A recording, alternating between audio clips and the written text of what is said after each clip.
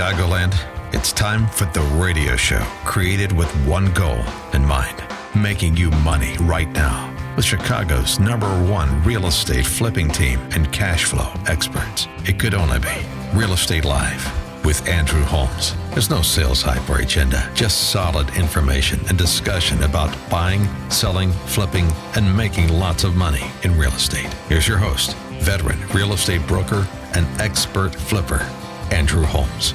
Hi guys, welcome. This is Andrew Holmes with Miss Linda Liberatore. Miss Linda, how are you? Hey, I'm good. How about you today? Doing great. So today, I'm excited because we're doing something, we're talking not only about technology, we're talking about tips, tools, apps, all the fun things that we can use. And certainly we're not going to talk about the geeky part of it, but we're going to talk about what are the practical apps, what are the practical things that real estate investors, people who are maybe real estate agents, a whole host of people, or if you're just, you like tools in terms of doing research for yourself in terms of as it relates to different things about property management, different things about real estate investing. So we're going to touch on a whole lot of those. So I know we have a short amount of time and a ton of these to cover. So we're going to try to cover top 20. You were going to say something. Go yeah, ahead. I'm just going to jump in and say, I've heard you say this before about the analysis paralysis. In other words, we want to get people excited about the technology, but not so excited about the technology they forget how to be productive. So the bottom line is you got to be productive with it. In another of the recordings we said that please remember, always keep the main thing the main thing. Yeah. You can't be so much into technology. The point of the tools the apps are to make your life easier, Exactly. not for you to go spend hours and hours on it. Right, exactly. So we tried to pick out things that you could implement wisely towards your main goal. The main thing is the main thing, acquire real estate. Right. And keep it simple is the biggest issue for this episode. So having said that, let's fire away. We're going to kind of go through 2025 different things. And Ms. Linda, I would love to, I know you have tons and tons of them. So at some point we'll cover even more. But for today, let's try to cover 2025, the big ones that we know. And I think there's a bunch of things that people are going to walk away from this particular episode that everybody's listening to. So what would be the first one? Well, I think if we talk about Trulia, Zillow, just where are we going to find our property, and how good are we at looking at those sites? Do we understand that you can search by certain numbers? I was just recently in a presentation where they talked about not searching by 199.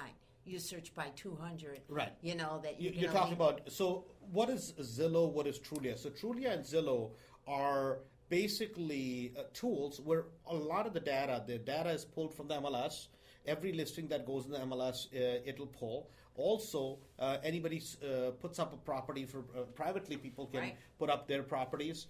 It has rental information, it has sale information, it has a lot of tax record information, it has comparables that let you do both Zillow and Trulia.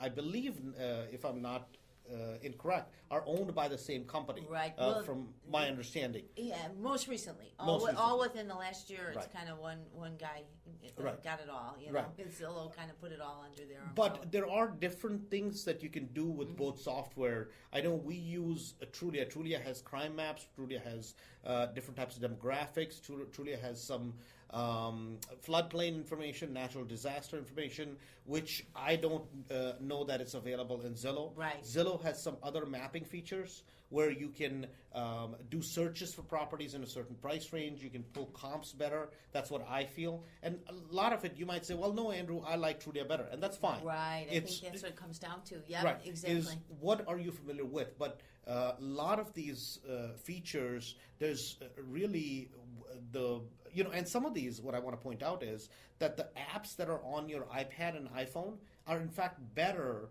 than they have on the computer, like on your regular PC, because the output, I'm sure the back data is the same thing, but the output, the user interface sometimes is really, really cool and much more user-friendly on your iPad or on an iPhone. Right. I used to work with a software development team, and that's what it comes down to. If I can't figure out where I got to get on the screen, then it's useless to everybody. Correct. Just because somebody built it. So I think what we see is it's streamlined at the mobile level because they know you might not find that link. Right. So you see a much nicer interface. I agree with that.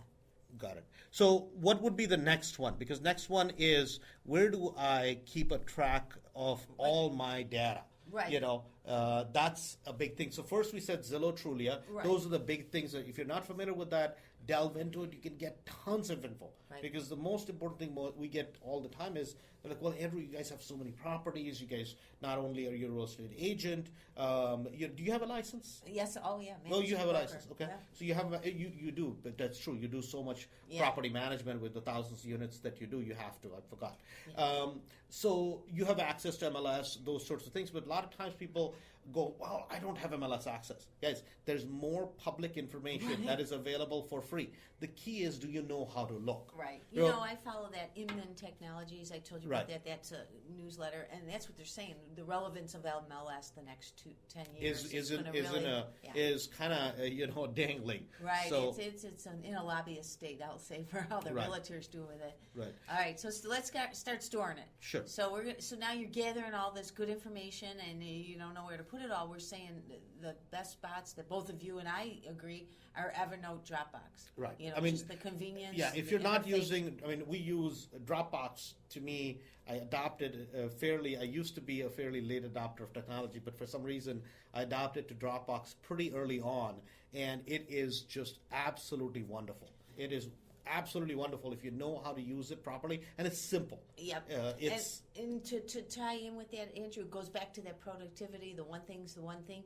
Get yourself a system. If you're unorganized in your paper files, you're going to be unorganized in Dropbox. Get yourself a system. Use a naming convention. I know it just causes you to think a little bit, but using naming convention for each document, each folder, it's carried in your pocket. Right. That's it. On your no matter what it is. On your phone. And the great thing I like about Dropbox is a lot of times I'll be talking to somebody in the car, and I can literally pull up the phone, and let's say I'm sending some sort of a file, something, application, whatever it is, and even before the conversation's over, I can literally put their email in, boom, and they have it. They're like, what do you mean you already sent it? Right. And I'm like, I'm not no technology whiz, but it's such a simple tool. And that's the key issue, is that technology is only as good in today's world as saving you time and getting things done efficiently. A relevant story. I used to train Unix programmers way back.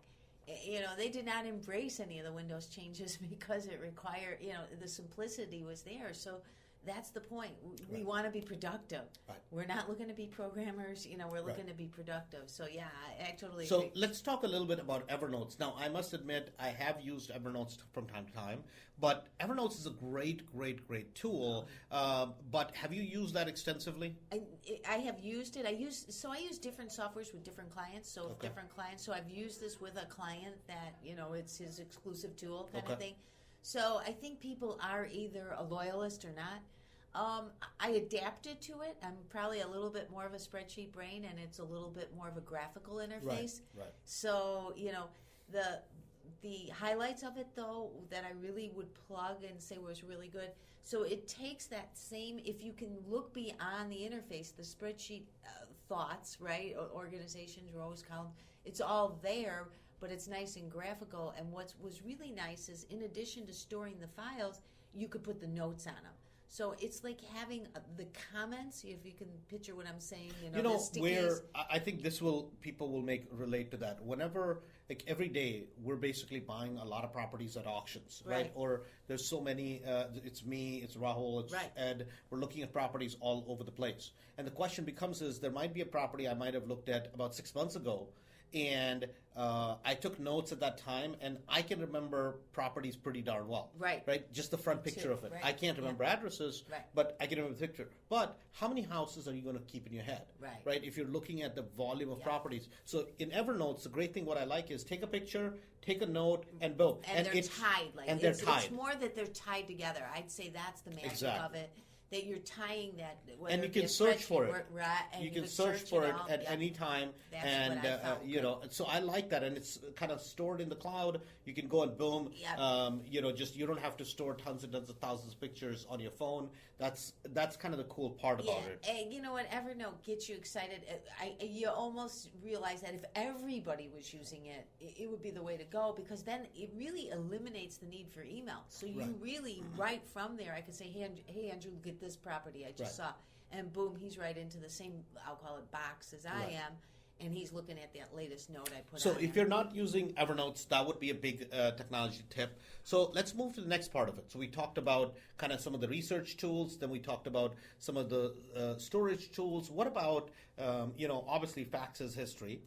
You know, so we were all into emails and we were all into printing out tons and tons of, you know, reams and reams of paper. Now that's gone by the wayside. So what is the next tools that make sense? We're looking at that DocuSign. I'm sure everybody's getting familiar with that term. And ZipLogic, a competitor. And we're seeing more and more of it with the electronic signatures, just the ease of use, because even like you're saying, if I go to email and then the guy is traveling, he doesn't have a printer.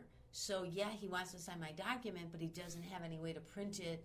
You know, because we tell them, you know, use your cell phone, PDF it. Right. But if you can't print it, you can't get it on the cell phone. You Correct. can't. So you got to go with the electronic. Okay. signature. So DocuSign is a great time-saving tool, and the other one you said was ZipLogic. ZipLogic. Okay. Yeah, just a competitor, you know. Okay. So I don't have a preference, but just to make sure we're giving a fair play to everybody. You know, I just, as we were talking about a couple of the other tools, look into DocuSign, look into ZipLogic, and there's a lot of other tools I'm sure they're out there. We're just kind of pointing out the ones that are kind of the market players. There's another one called LoopNet. There's a few different ones that exist in the marketplace, and especially if you're just getting started, please do not go out and spend money on a lot of things. You know, that's not what we're suggesting. I'm always about, you know, there's a lot of great free software that is available today. So use that first. Maximize the use of that before you go out and just start spending money on silly little apps and gadgets. And to add to that,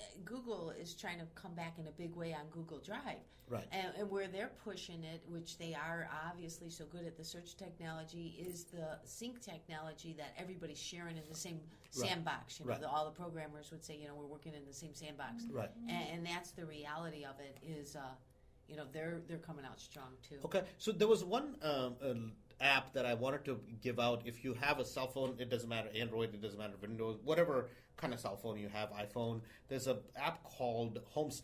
Okay. The cool thing I like about this app is this, that you can stand in front of a house and take a picture of the house, right? And the GPS will pull up that house, and typically it'll pull up that exact house, it'll pull up the exact details. If it has ever been listed, it'll pull up all the pictures of the house. Yep. Right? So for us, people like investors, it is so good because you can get all the tax data on the house. Now, sometimes it'll pull up the house next door, but it's very accurate, and it gives you a lot of the tools right at your fingertips. Go ahead, you were going to say something. No, I thought I had even another one. No, that's very popular, and I get a lot of good feedback on Home Snap. So that's something that definitely download. Great part is it's free.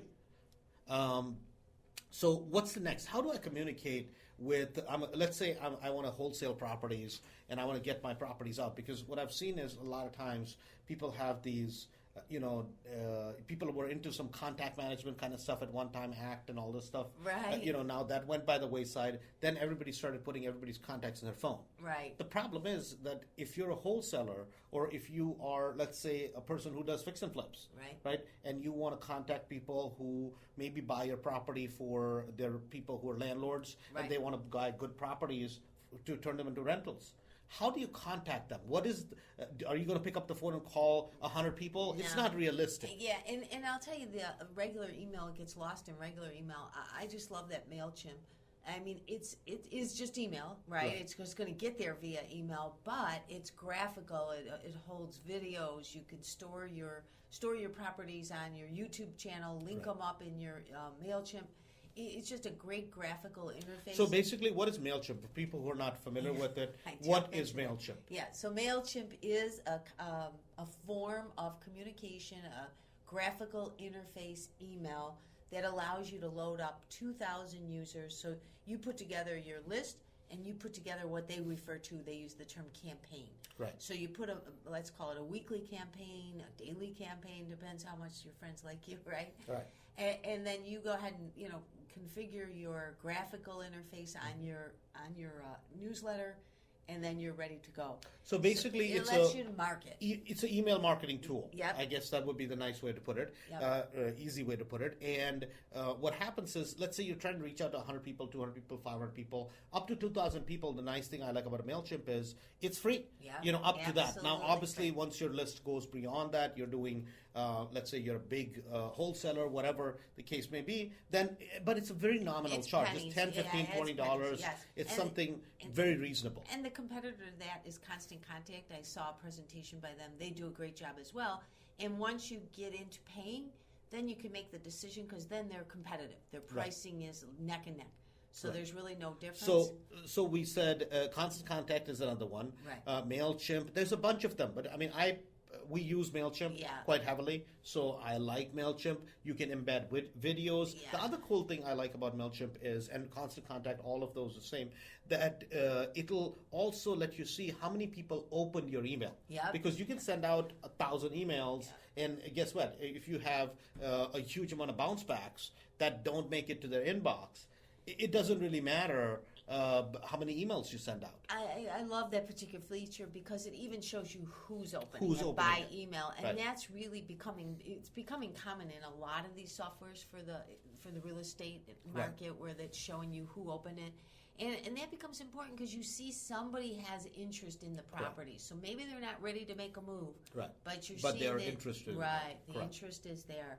So Makes sense. to go with those two, I'd also say SurveyMonkey, just because that also, SurveyMonkey is asking you to go out there and ask questions of someone.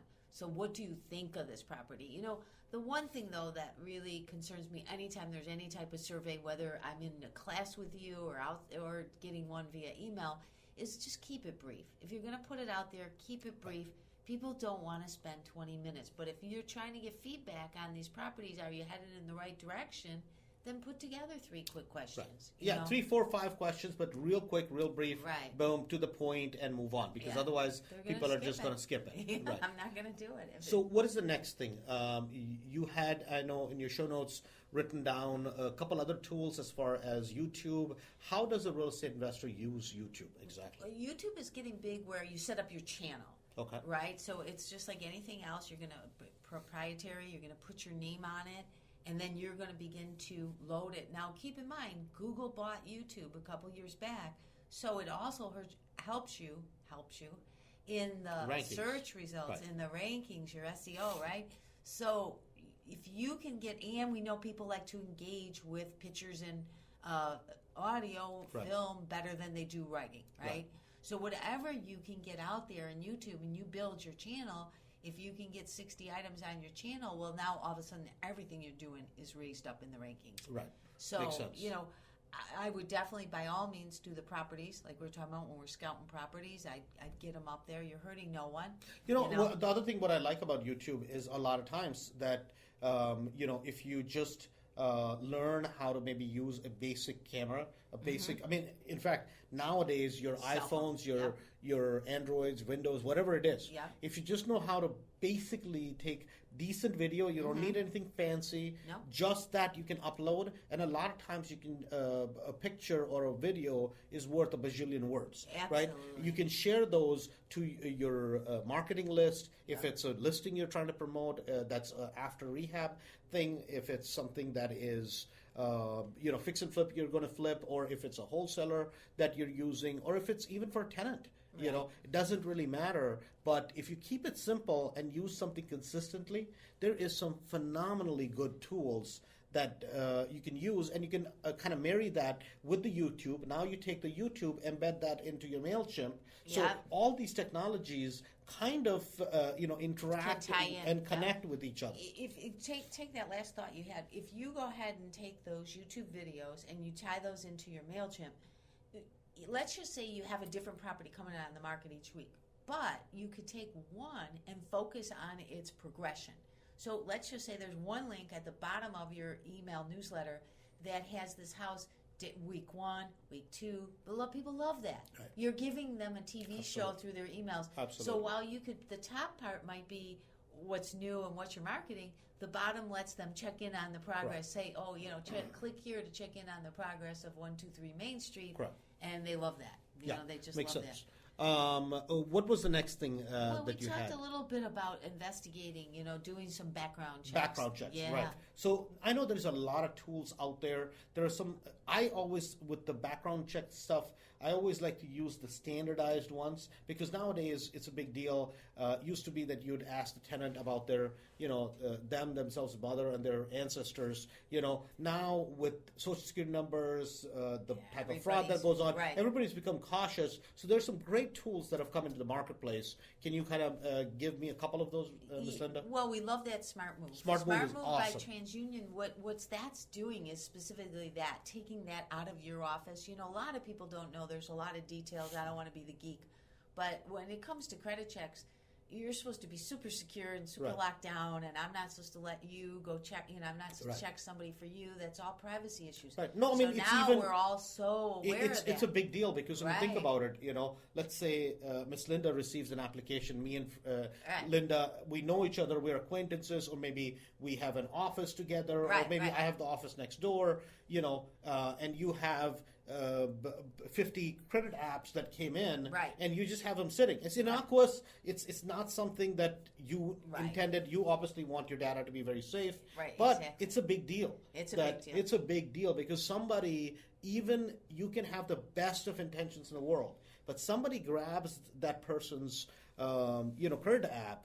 They take that, every detail is on there. The social security number, where they live, the previous, with the identity bank fraud, with all this information can be literally, people can be in a lot of heat or trouble with that much information. And one of the things I always get concerned about, it was very common, I'm sure our listeners know this, let's just say 10 years back, where you would come in and say, you've got a credit bureau service, could you run this for me? Now, the person I run for you, quote unquote, doing you the favor, all of a sudden gets identity fraud.